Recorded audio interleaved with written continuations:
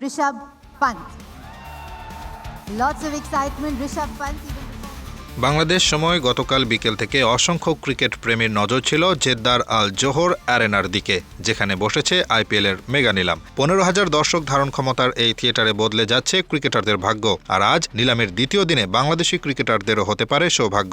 এবারের মেগা নিলামে 577 ক্রিকেটার রাখা হয়েছে, যার মধ্যে 12 জন বাংলাদেশি। প্রথম দিন তাদের ডাকা হয়নি, তবে আজ ত্বরিত নিলাম প্রক্রিয়ায় তাদের ডাক আসতে পারে।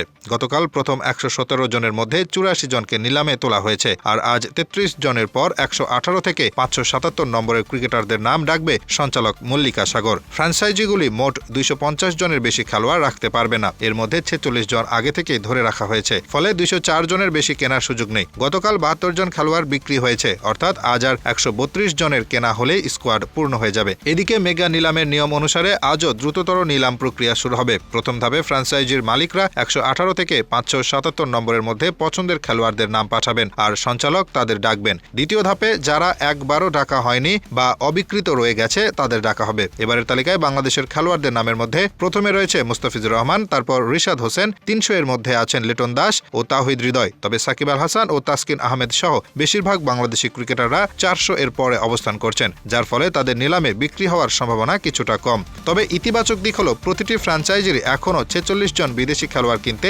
বাকি রয়েছে এবং 12 বাংলাদেশি খেলোয়াড় তাদের স্কোয়াডের ঘাটতি পূরণ করতে সহায়ক হতে পারেন। আজকের নিলাম শুরু হয়েছে বাংলাদেশ সময় বিকেল 4টায় এবং সন্ধ্যা নাগাদ বাংলাদেশি ক্রিকেটারদের নামও উঠে আসতে পারে। তবে সবকিছু নির্ভর করবে ফ্র্যাঞ্চাইজিগুলোর বাজেট এবং পছন্দের উপর। Hasibur Rahman, daily our Bangladesh.